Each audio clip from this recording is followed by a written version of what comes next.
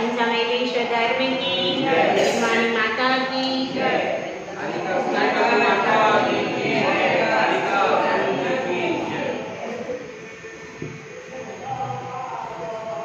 धर्म प्रेमी भव्य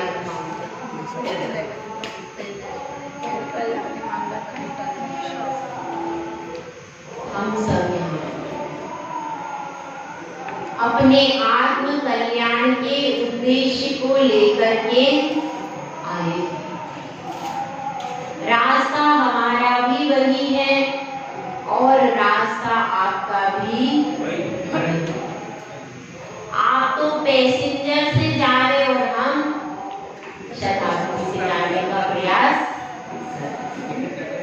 रास्ता वही है लेकिन आप थोड़ा देर से पहुंचोगे और हम थोड़ा जल्दी पहुंचेंगे, इतना ही अंतर है।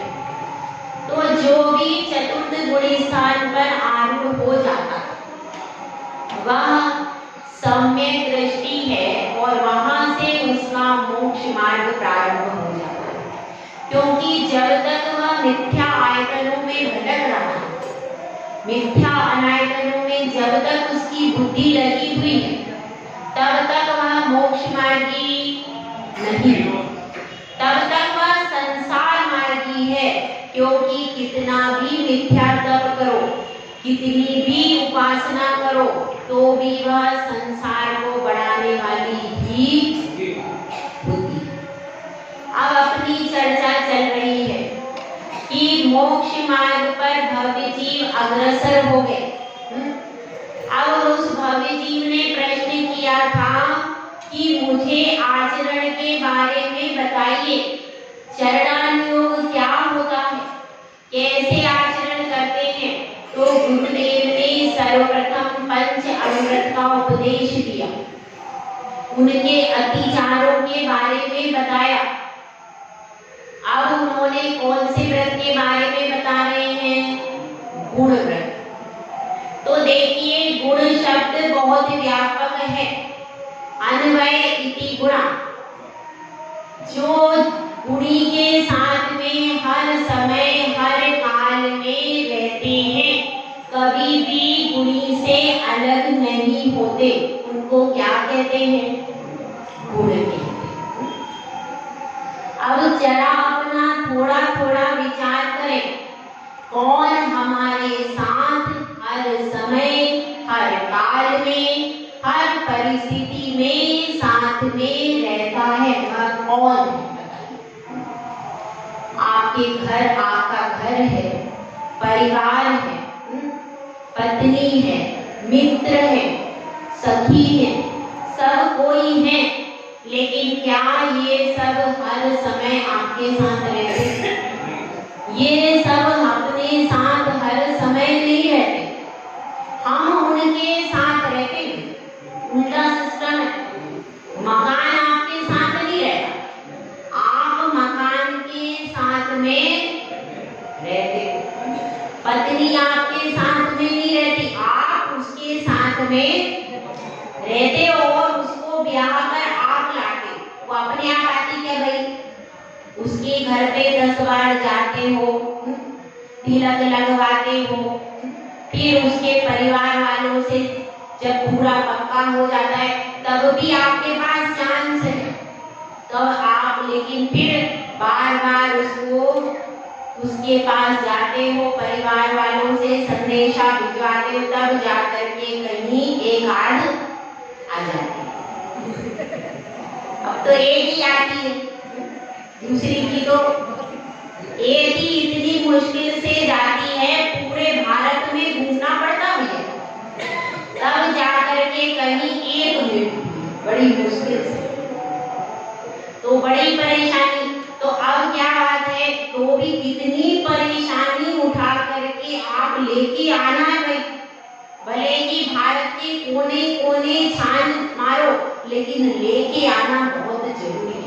किसी भी भव्य जीव का ये मन नहीं आता कि मैं यह घंटी क्यों बांधूं, जब नहीं मिल रही तो छोड़ो, दीक्षा ले लो, किसी बात है।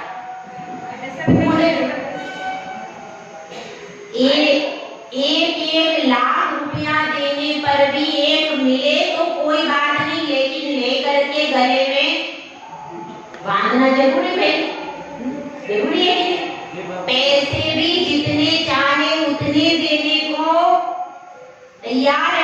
लेकिन एक घंटी तो चाहिए भाई, घंटी। बताओ, अपने आप अपने लिए बंधन लेकर के आते, खरीद करके लाते, कितनी बड़ी बात है, लेकिन लाना जरूरी है। ठीक है, अब आप बात को समझिए, बहुत गहरी बात आपको समझाने की प्रयास कर रही हूँ।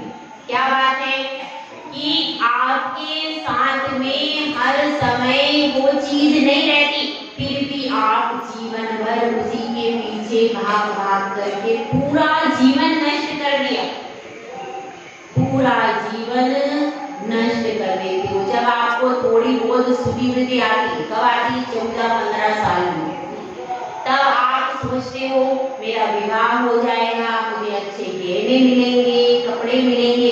वो समय ये घंटी बांधने का नहीं है, वो समय आत्मा का उत्थान करने का समय है। जो जीव 14-15 साल की एज में चेत जाते, वो अपना कल्याण कर लेते, और नहीं चेत पाते तो फिर घंटी बजती रहती है और आपका सिर हिलता है। ऐसी स्थिति, वो बैल की स्थिति देख के हम हंसते, अरे उसके जैसी स्थिति किसकी है भाई? आपको बोल लो भाई, मैं बोलूं तो बुरा लगेगा। ठीक है, तो वो समझदार व्यक्ति क्या होते हैं, वे समझ जाते हैं कि भैया घंटी बांधने से कोई फायदा अपने को, इसलिए।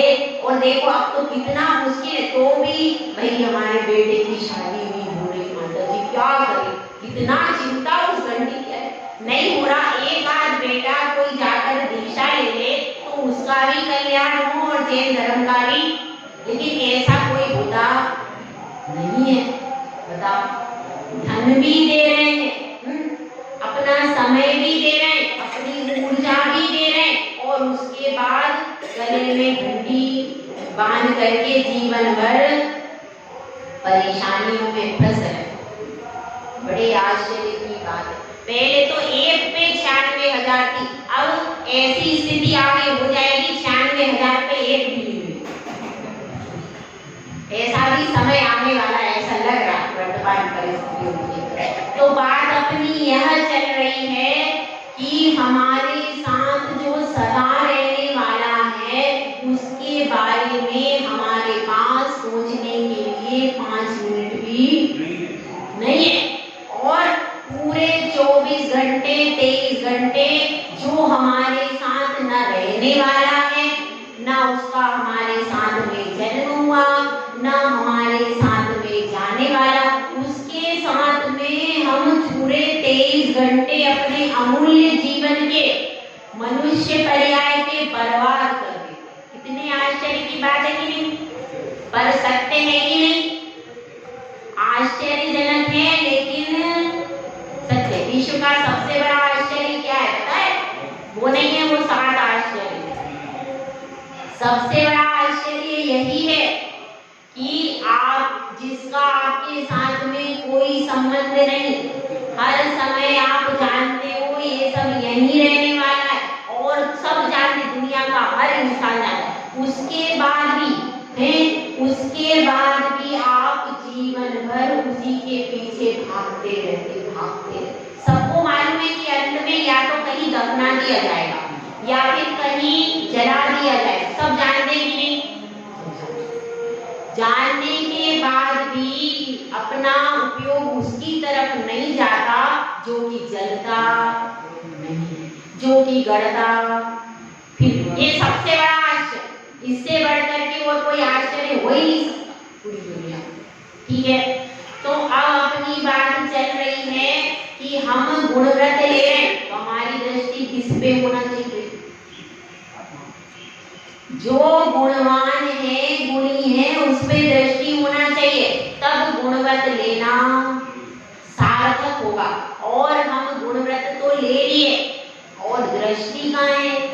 उसकी बहू क्या कर रही है? तो फिर गुणव्रत लेने का कोई मतलब नहीं। गुणव्रत लो तो सिर्फ अपनी गुणी आत्मा पर ही दृष्टि रखो, बाहर से सारी दृष्टि हटा लो। इसको कहते हैं गुणव्रत। मतलब जिसकी केवल अपने अपने उसका क्या है? आध्यात्मिक निश्चय नहीं से गुणव्रत कि जो यह प्रयास करता है मेरी सदैव अपने शाश्वत ज्ञान दर्शन गुणों पर ही दृष्टि टिकी रहे, बनी रहे, वह गुणव्रत का धारी। कौन सा? निश्चय में से वो गुणव्रत का धारी है। और व्यवहार में से कौन धारी है? व्यवहार में से जो आचार्य परमेश्वरी ने यहाँ पर बताए उन गुणव्रतों का धारी व्यवहार में। तो हमको दोनों से बनना है कि एक से बनना है? दोनों से बनोगे तब आपका 5वां गुण स्थान बैठेगा, नहीं तो आपका 5वां गुण स्थान बैठे इसका कोई निर्णय नहीं। ठीक है, तो अब अपनी बात कल किस पर चली थी? गुणव्रतों की बात चली थी और उसमें पहला गुणव्रत क्या था? दिग्व्रत। ठीक है, तो दिग्व्रत के बारे में अनर्थ दंड तो पढ़ा दिया था कल। दिग्व्रत का थोड़ा सा टॉपिक रह गया था, ये बना के लाए, इसको थोड़ा सा देख लेते हैं। 4 दिशाएं हैं। तो सबसे पहले पूर्व में बांग्लादेश है। ठीक है, पूर्व में कौन सा देश है? बांग्लादेश। तो अपन बांग्लादेश में जाना है क्या भाई? नहीं जाना, तो उसका त्याग कर सकते हैं। उसके बाद उत्तर पूर्व में और क्या है? चीन, नेपाल, भूटान है उत्तर पूर्व में। तो वहां पर भी जाने का कोई प्रयोजन नहीं है। तो अपने को ये याद होना चाहिए, ये सब देशों का ज्ञान अपने को होना चाहिए कि कौन सी दिशा में कौन सा देश है। और फिर जान करके अपने पास कॉपी में लिखो कि उस देश में हमको बिना प्रयोजन के नहीं जाना। 5 प्रयोजन मैंने बता दिए थे, उन प्रयोजनों को छोड़कर घूमने फिरने के लिए हमको इन देशों में नहीं जाना। पश्चिम में पाकिस्तान और दक्षिण पश्चिम में मालदीव और फिर नीचे दक्षिण में है श्रीलंका, दक्षिण पूर्व में है इंडोनेशिया। ठीक है, समझ में आ गया? फिर से लिखवा दें। चलो, पश्चिम में पाकिस्तान देखो, लिख लिया। उत्तर पूर्व में चीन, नेपाल और भूटान। पूर्व में हो गया, पूर्व में बांग्लादेश और म्यांमार।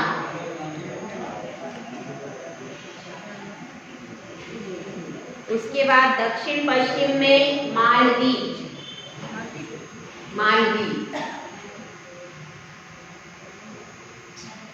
लिख लिया।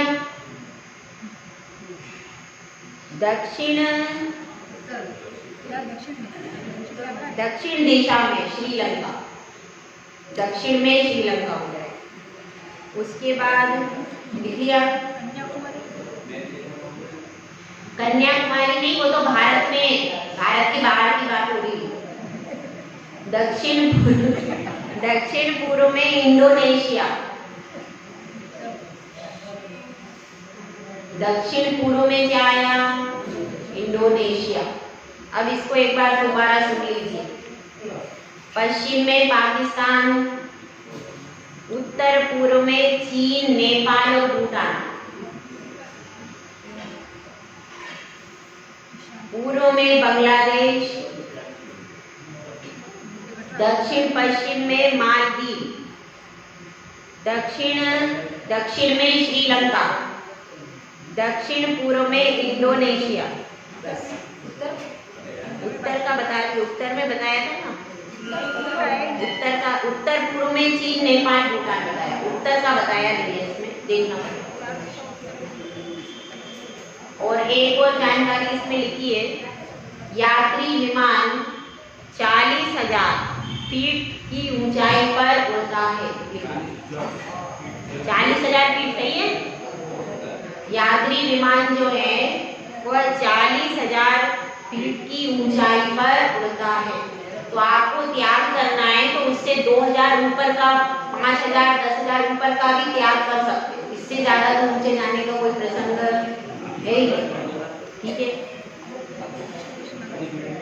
और एक दूसरी जानकारी लिख लो, लड़ाकू विमान 50,000 से 60,000 फीट की ऊंचाई पर उड़ सकते हैं। लड़ाकू विमान कहाँ तक उड़ेंगे? 50 से 60, तो ज्यादा से ज्यादा 60,000। 60,000 से ऊपर जाने का कोई प्रयोजन आपका नहीं बनेगा। अगर आपको त्याग करना है तो कहाँ तक कर सकते हैं? 60,000 फीट के ऊपर मैं नहीं जाऊंगा। त्याग कर सकते हैं कि नहीं? आराम से। स्टार्टिंग में आप लोग इतना ले सकते, ऊपर का परिमाण समझ में आ गया? कितना लेना है? पहले 60,000 का ले सकते सब। ऊपर का परिणाम 60,000 फीट से ऊपर नहीं जाए। कभी आपको विशेष परिस्थिति में ही जाना है, घूमने फिरने के लिए नहीं जाना भैया। विशेष परिस्थिति में यदि जाना भी पड़ा तो कहाँ तक जाओगे? 60,000। 60-70 का लिखा है, आप 70 का ले। चलो स्टार्टिंग में ज्यादा लेना में फायदा। 70,000 का अपन ने ले लिया, 70,000 फीट से ऊपर नहीं जाएंगे, ये नियम कर सकते। क्यों? किसका? ऊपर का। नीचे का आप लोग थोड़ा पता करके लाना कि कुएं और बावड़ी में कितनी गहराई है, ये पता करके बता देंगे, ठीक है। और ये देश, एक बात और बता देना, ये देश कितनी कितनी दूरी पर स्थित और भारत देश कितनी दूरी में, ये भी एक बार किलोमीटर में पता लगा के बता दें, ठीक है। अब अपन इसको कल और देख लेंगे इसको। अब अपन अनर्थ दंड पर आ गए। तो अनर्थ दंड व्रत जो, इसके बारे में अपन ने क्या पढ़ा था? अनर्थ दंड का अर्थ है बिना प्रयोजन ऐसा कार्य जिसके करने पर दंड अर्थात दंडे पड़ते हैं। कर्मों के दंडे जिसको पड़ते, अपने को पड़ रहे हैं कि नहीं? बिना प्रयोजन अपन क्या कर रहे हैं? बहुत सारे कार्य बिना प्रयोजन अपन करते हैं। अब गोष्ठी लगी हुई थी, महिलाएं बैठी थी, चर्चा शुरू हो गई। क्या चर्चा शुरू हो गई? महिलाओं में दो चर्चा होती, एक तो भोजन कैसे बनाना, एक उसके घर में क्या हो रहा। दो ही चर्चा ज्यादा होती, सही है? अगर कोई यहाँ पे वो साड़ी अच्छी नहीं लगी, अरे वो बहुमंडल की साड़ी बेकार है, मैंने तो पहले ही मना किया था कि साड़ी मत खरीदो, फिर भी खरीद के ले आए, बिल्कुल जमी नहीं रही। अब क्या, अब बताओ 50 महिलाएं, 50 महिलाओं की पसंद की एक साड़ी कैसे आएगी? बताओ, आ सकती है? ये लोग ज्यादा समझते हैं, आप लोग नहीं समझते। 50 महिलाएं पसंद करें ऐसी साड़ी दुनिया में बनी नहीं आ सकती, लेकिन नहीं, पसंद नहीं आई भाई। तो इस तरह से समझना है व्यर्थ की चर्चाएं। अब वो एक साड़ी, अरे कैसी भी पहन लो, धर्म का काम है, कोई उसमें क्या मीन निकालना अपने को। चलो आपको जब अपनी पसंद की, आप घर में तो अपनी पसंद की पहन ही रही हो, कोई बात नहीं है, लेकिन उसमें इतना विवाद होता है भैया, वो एक साड़ी के लिए इतनी परेशानी। अब जो अध्यक्ष और सचिव हो उसकी तो चटनी बन जाए और उसको दोनों तरफ से खाते हैं लोग। क्यों अभी तक साड़ी नहीं खरीदी, इतने दिन हो गए, वो फंक्शन आ रहा है, देखो पीछे परिवर्तन में क्या पहनेंगे, दीपावली पर क्या पहनेंगे। अब वो क्या करे, वो दो महिलाओं को वो जम नहीं रहा, दूसरी कहती तो पहले वाली अच्छी थी, उसको क्यों वापस कर दिया, वो तो बहुत अच्छी थी, अब क्या करें। ऐसी परिस्थिति। तो अब ऐसा अपने को समझना, धर्म के काम में एक बात व्यवस्थित है, ठीक है, इतना ही बहुत है, उसमें ज्यादा मीन मेघ नहीं निकालना, उसमें कम से कम आप एक मत हो जाओ, ताकि ये देखो धर्म के कार्य में अपने को ज्यादा मीन मेघ नहीं निकालना, ठीक है, समझ में आ रहा है।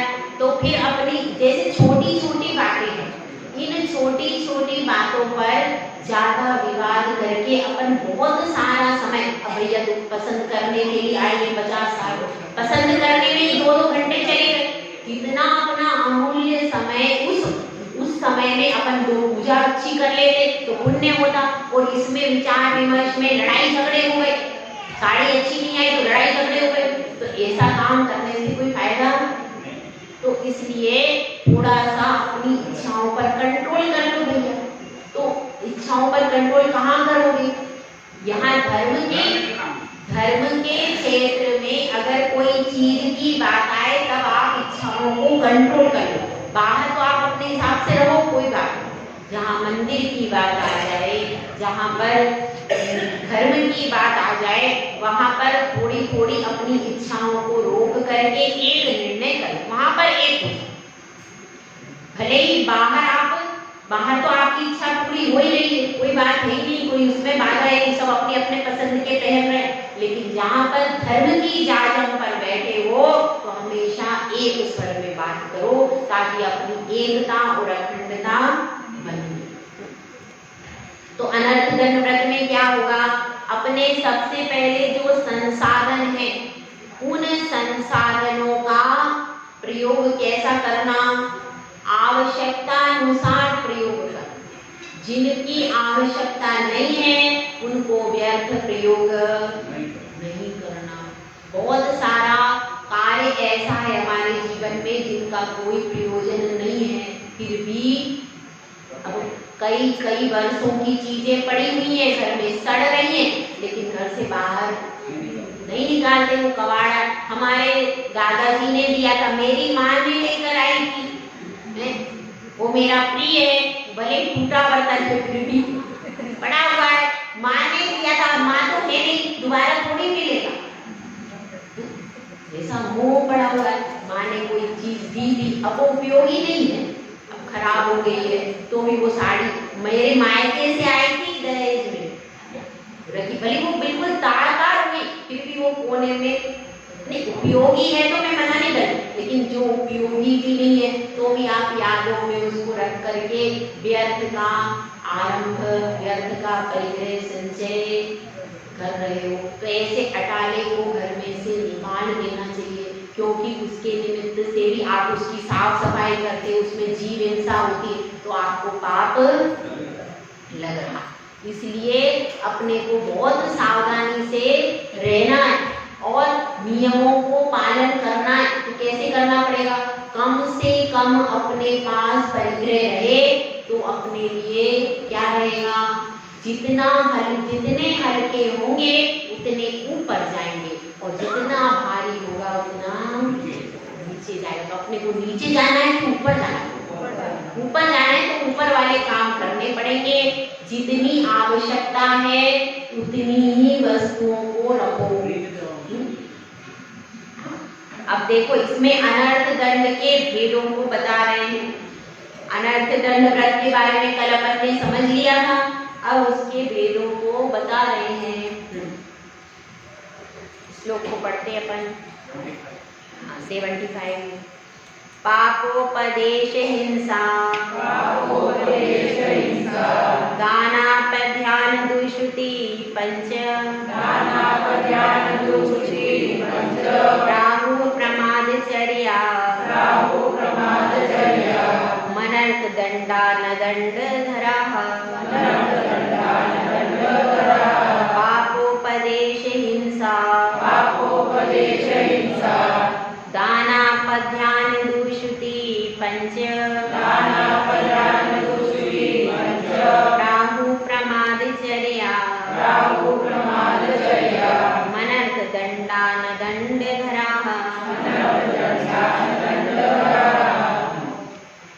अब इसको अपन समझते हैं। यहाँ पर अनर्थ दंड का स्वरूप मैंने कल बता दिया था आपको, ठीक है ना।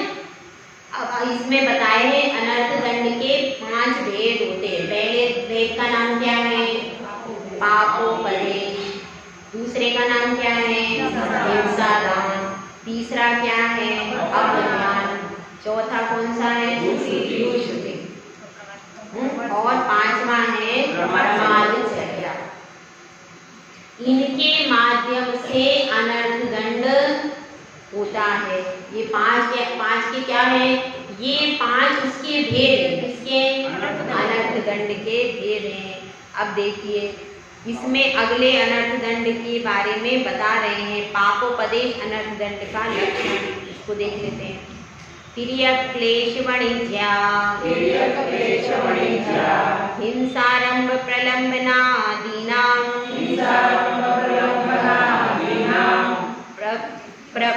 प्रसवा कथा प्रसंगः, स्मृत स्मर्तव्य पापोपदेशः तिर्यक्लेश वाणिज्या हिंसारंभ प्रलंबनादीनां प्रसव कथा प्रसंगः स्मर्तव्य पापोपदेशः। अब इसको समझने का अपन प्रयास करते हैं। ऐसा व्यापार करना त्रियक क्लेश वाणिज्य, ऐसा वाणिज्य करना जिससे त्रियंशों को क्लेश उत्पन्न होता है, त्रियंशों को दुख उत्पन्न होता है, उनका वध हो जाता है, तो ऐसा व्यापार क्या हो गया? और हिंसारंभ, हिंसारंभ यानी उसी से संबंधित है ऐसा व्यापार जिसमें हिंसा होती हो, आरंभ होता हो और क्या होता हो? छल आदि का उत्पादक हो। और ऐसी कथाओं को बार बार करना, यह पाप उपदेश नामक अनर्थ दंड व्रत। मतलब क्या है? स्वयं तो हम कुछ नहीं कर रहे थे, लेकिन उपदेश दे रहे हैं। कैसे दे रहे हैं? अब आप कह रहे, आपकी दो सखियां बैठी हैं, अभी नई नई बहू में होंगी, नई बहू के बारे में, नई बहू दो बैठी हैं। अब वह कह रही, अरे तू तो आज अच्छी नहीं लग रही, क्या हो गया? अरे ब्यूटी पार्लर चली जा, ब्यूटी पार्लर चली जा, ऐसा कह दिया। ये आपका पाप का उपदेश है, क्योंकि वहां पर देखिए जितनी भी क्रीम्स हैं, लिपस्टिक हैं, नेल पॉलिश हैं, उन सब में मांस डाला जाता है, खून डाला जाता है, और वह कितने कितने सारे चेहरों पर प्रयोग होती है। अभी एक महिला आई सुबह, उसने कहा माता जी ये ड्रॉप आप मत डालना दूसरी, और एक आंख की ड्रॉप दूसरी आंख में मत डालना, क्योंकि क्या होता है जिसको आई फ्लू आया हो, आई फ्लू हो गया हो, तो वह ड्रॉप दूसरे को डाल दे तो आई फ्लू हो जाता है। मैंने कहा कितनी समझदार महिला है, लेकिन इसकी समझदारी ब्यूटी पार्लर में जाने के बाद खत्म हो जाती है। जब वह दूसरे की प्रयोग की गई क्रीम है वही तुम्हारे चेहरे पर लगा रही है, तब तुम नहीं कहती ये उसके चेहरे पर यदि खुजली हो रही होगी तो मेरे चेहरे पर भी, तब हम नहीं सोचते। क्यों नहीं सोचते? जब इतनी बुद्धि आप में है तो उस समय बुद्धि कहाँ चली जाती है?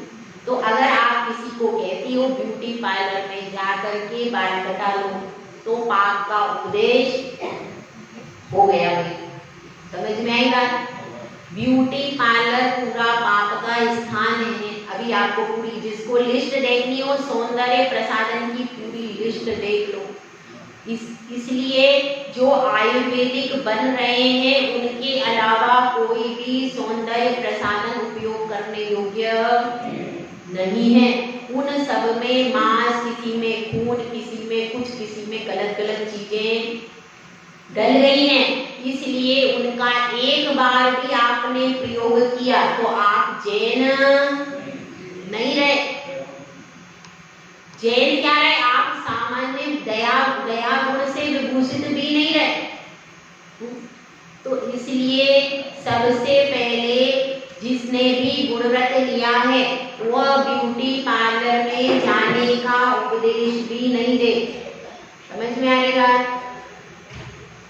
आपके घर में आपकी बेटी है, बहू है, तो भी उनको ये नहीं कहना जाओ ब्यूटी पार्लर में चली जाओ, ऐसा वो अपनी इच्छा से जो करे सो करे। अगर आपका व्रत है तो आप कह नहीं सकते, यदि आप कहते हो तो पाप का उपदेश हो गया, क्योंकि वहां पर जाएगी तो उसको क्रीम भी लगाएंगे, उसको चीजें भी लगाएंगे। और देखिए वह सब प्रकार से आपको स्पर्श करती, अब कितने लोगों को स्पर्श करती है, कैसी कैसी बीमारियों वाले भी वहां पर जाते हैं, सबको स्पर्श करती है। और ये भी है, ब्यूटी पार्लर जाने के बाद स्नान जरूर करना चाहिए भाई। पर स्नान कर लेंगे तो मेकअप धुल जाएगा, फिर क्या करेंगे? आप बताइए, ब्यूटी पार्लर में वह दुल्हन आई है, वह दुल्हन छूने के योग्य भी नहीं है। आपको बता दें, गलत नहीं बोल रही मैं। उसने कितनी कितनी गंदी वस्तुओं से श्रृंगार करके आई। अब वह उतनी गंदी वस्तु, और आप फिर विवाह करोगे, विवाह कैसे सक्सेस होगा? इतना पवित्र संबंध आप बना रहे, सारी उसमें विधिवत मंत्रित जाप कर रहे, और वह इतनी गंदी चीजों को चेहरे पर लगा करके आई है। अगर उन चीजों को साक्षात आप बनते देख लो, आप देखो, कहीं बहुत ज्यादा जाके देखते हो, दूसरों के घरों में मत झांको। अगर आपको झांकना है, किसी दिन लिपस्टिक कॉस्मेटिक्स की फैक्ट्री में जाकर देखो भाई। शोध संस्थान घरों में मत करो, दूसरे के घर में जा करके शोध करो, कौन सी कॉस्मेटिक्स कैसे बनती है। जाकर के शोध करो, आप जाके देखो, तो आपको सब कुछ समझ में आ जाए अच्छे से। और आप अपने आप क्या करो, मेरे कहने से कोई मत करो, सब जा करके एक बार आपको जिंदगी हो गई पाउडर लगाते लगाते, लिपस्टिक लगाते लगाते। अब कम से कम जाकर एक दिन कॉस्मेटिक की फैक्ट्री में भी तो देखो, पता लगाओ कहाँ है फैक्ट्रियाँ। पता तो सब लग सकता है, क्यों? व्हाट्सएप पर दुनिया की चीजें आप पता लगाते हो, तो ये नहीं पता लगा सकते?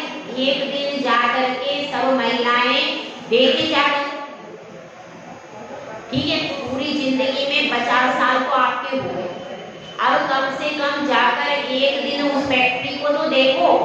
50 साल से आप जो लगा रहे हो वो बनती कैसे, एक दिन जाकर पता करो, तो आपकी आंखें पूरी खुल जाएं। तो इसलिए ब्यूटी पार्लर का उपदेश नहीं देना भैया। उसके बाद क्या है, दूसरी चीज क्या है? दूसरी चीज क्या है इसमें और भी बताई है बात, कौन सी? और त्रियंचों को क्लेश हो जाए। अगर आप इस तरह के सौंदर्य प्रसाधन बनाने का भी उपदेश देते हो कि इस प्रकार से जीवों को मार करके हिंसा के उपकरण बनाए जाते हैं, हिंसा के साधन, तो उनका उपदेश देना इसी में आ जाएगा। और क्या चीज है? और कथा, कौन कौन सी कथा? जिनके द्वारा त्रियंचों को संक्लेश होगा, ऐसी कथा को नहीं कह सकते। जैसे कि अब किसी की खेती है, और खेती में हम बता दें कि यह केमिकल यूज करने से बहुत सारे जीवों का घात हो जाता है, ऐसी खाद उनको उपदेश दे दिया, तो ये क्या हो गया? पाप का उपदेश हो गया। ऐसी खाद आप डालो जिससे सारे खरपतवार समाप्त हो जाएंगे। तो आपने फसल की तो सुरक्षा की, पर इतने सारे वह अजीव जो खेती में नष्ट हो गए, उसका पाप किसको लगा? जिसने उपदेश दिया। तो खेती के समय भी खरपतवार आदि जो भी कीड़े हैं छोटे, उनको मारने के लिए कोई भी प्रयोग नहीं कर सकते। घर में फिनाइल या फिनिट है, उसको खरीदने का उपदेश, चूहे मार को खरीदने का उपदेश नहीं दे सकते। मॉस्किटो कॉइल कई प्रकार की आती है। एक मॉस्किटो कॉइल ऐसी आती है, जैसे ही आप लगाओ वैसे ही तुरंत सारे मच्छर गिर जाते हैं या बेहोश हो जाते हैं। ऐसा मत सोचना, अगर बेहोश भी हो जाते हैं तो भी वो आपके लिए योग्य, क्योंकि अगर आपको कोई बेहोश कर दे तो कैसा लगेगा भाई? नहीं। तो अगर आप आज उनको बेहोश करोगे, कल आप बेहोश होगे फिर। इसलिए ऐसे मॉस्किटो कॉइल नहीं लगाना जिनके लगाने से मच्छर बेहोश हो जाएं अथवा मर के गिर। तो ऐसी मॉस्किटो कॉइल के लाने का उपदेश नहीं देना। आपने कुछ नहीं किया, सिर्फ उपदेश दिया है, सिर्फ बोला है, लेकिन बोलने से आपको अतिचार लग गया। तो इसमें अतिचार 3 प्रकार से लगता। पहला तो अपन ने मन में भी विचार करते तो मन का तो लग ही गया, और फिर उपदेश भी दे दिया कि ऐसा कार्य कर लो। हिंसा के जितने भी कार्य हैं जिसमें जीवों की हिंसा हो रही है उसको करने का उपदेश नहीं देना।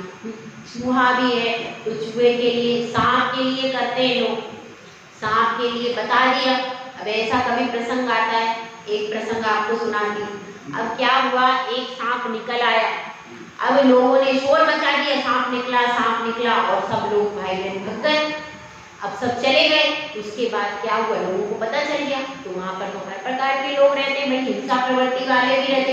हिंसा प्रवृत्ति वाले आए, उन्होंने सांप को मार दिया। क्यों मारा कि आपने बताया, आपने सब जगह शोर मचा दिया, इसलिए वो मर गया।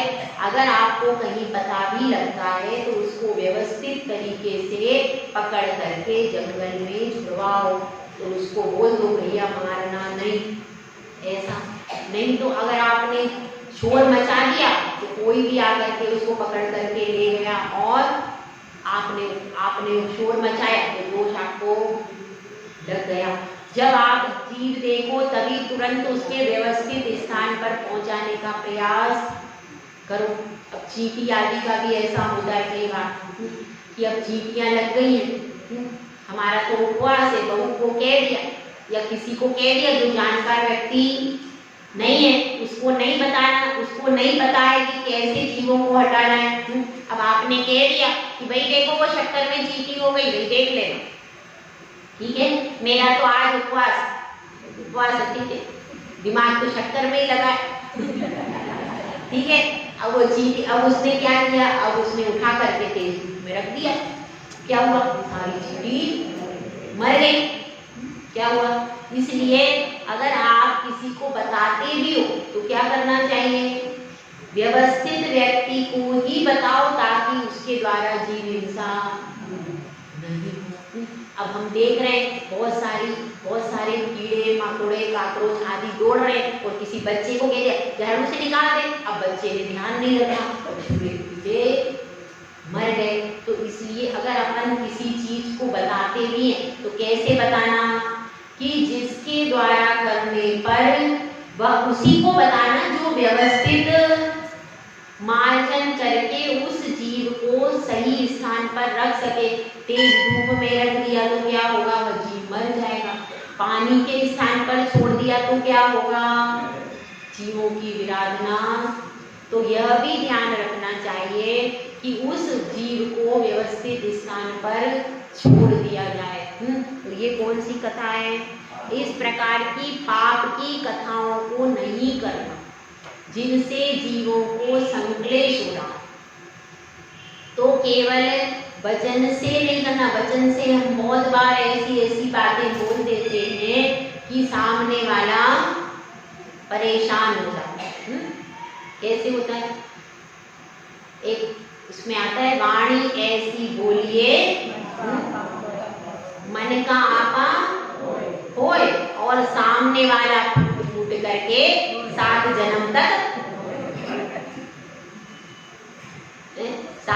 तक रोता रहता है, वो इसने ऐसा कहा था, इसने ऐसा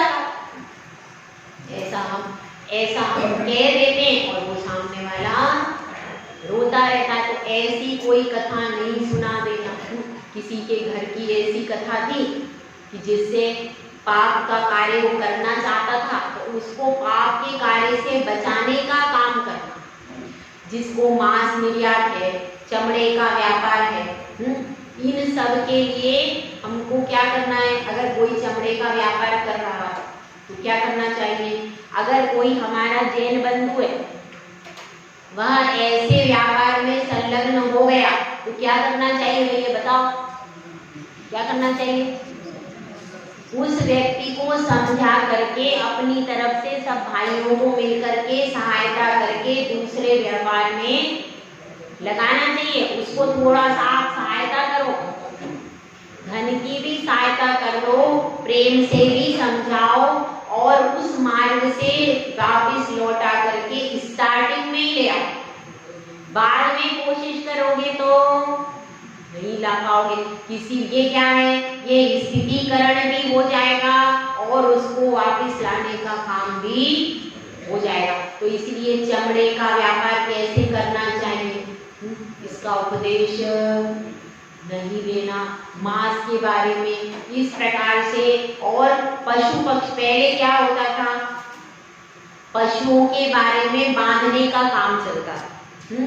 पशुओं को क्या करते थे, बांधते थे और वो कोड़े से मार करके टांगे अभी भी चलते। तो उसका उपदेश नहीं देना। हाथी को कैसे बांधा जाता है, पशुओं को कैसे परेशान किया जाता है, इसका उपदेश नहीं देना। और खाली पशुओं का नहीं है भैया, घर में भी यदि कोई है और अपने परिवारजनों में भी किसी को सताना नहीं है, परिवारजनों को भी ऐसी बातें नहीं कह देना कि जिससे उनको संक्लेश हो जाए। वह भी पाप का उपदेश के समान ही है कि आपने ऐसी कोई कथा कर दी कि जिसके कारण घर में क्लेश मच गया। किसी के घर में यदि क्लेश हो गया, हमने ऐसी कथा सुना दी जिस कथा के कारण क्लेश हो गया, तो अब क्या है, इसके तो आपका पाप का उपदेश हो गया। उसके घर में लड़ाई हो गई, उसकी पत्नी छोड़ करके चली गई, ऐसी कथा उसको सुना दी, तो क्या हो गया, ऐसा क्लेश का काम नहीं करना, इसको भी पाप का उपदेश कहेंगे। तो यहाँ पर अपने को समझना है कि हमारे वचन वर्गणा कैसी होना चाहिए, सम्यक होना चाहिए, समीचीन वचन वर्गणाएं होना चाहिए। आप त्यागी व्रती हो, त्यागी व्रती हो और आप व्रत लेने के लिए, कुछ त्यागी व्रती नहीं भी तो व्रत लेने का मन भी बना रहे हैं, तो सबसे पहले किसको संभालना, जबान को संभालना। ऐसा कहते हैं कि अगर किसी को गाली दी तो क्या होता है, देख आग तो गए भीतर गई और जूता हाथ कपाट, बताओ कहा किसने, जवान ने, पर आप कहे भीतर गई, वो जवान कह करके भीतर आराम से अंदर बैठी है खुश खुश, और ऊपर से एक आदमी आया, अरे मुझे गाली दी, एक कुछ तुम्हारे कपाल पे, बेचारी, बताओ कितनी बुरी स्थिति है उसकी।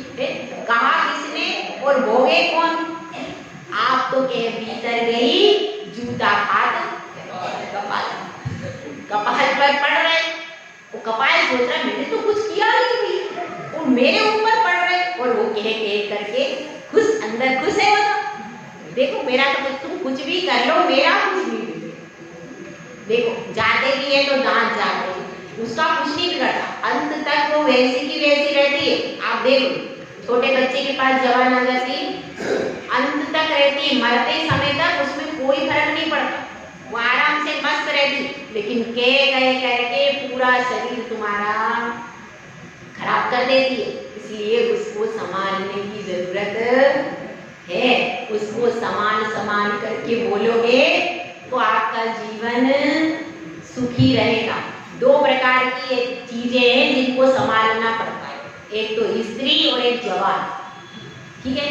जिसने स्त्री को संभाल लिया, चलो थोड़ा सा अच्छा काम कर लिया, महान काम कर लिया, स्त्री को संभालना कठिन से काम है, उसके बाद जिसने जवान को संभाल लिया, उसने और भी बड़ा काम कर लिया। तो दोनों स्त्रीलिंग की है भैया, इसीलिए कठिन है भैया, हाँ सही है, सब समझता है। तो सब दोनों को संभालना बहुत कठिन है, तो इसलिए ये बाहर की घंटी और ये अंदर की घंटी, अगर आपने एक शब्द भी कहीं गलत बोल दिया तो जिंदगी भर परेशानी में पड़ जाते। एक से संबंध बिगड़ गया तो धीरे धीरे बाकी की सारी सहेलियों में संबंध खत्म हो जाता। क्यों?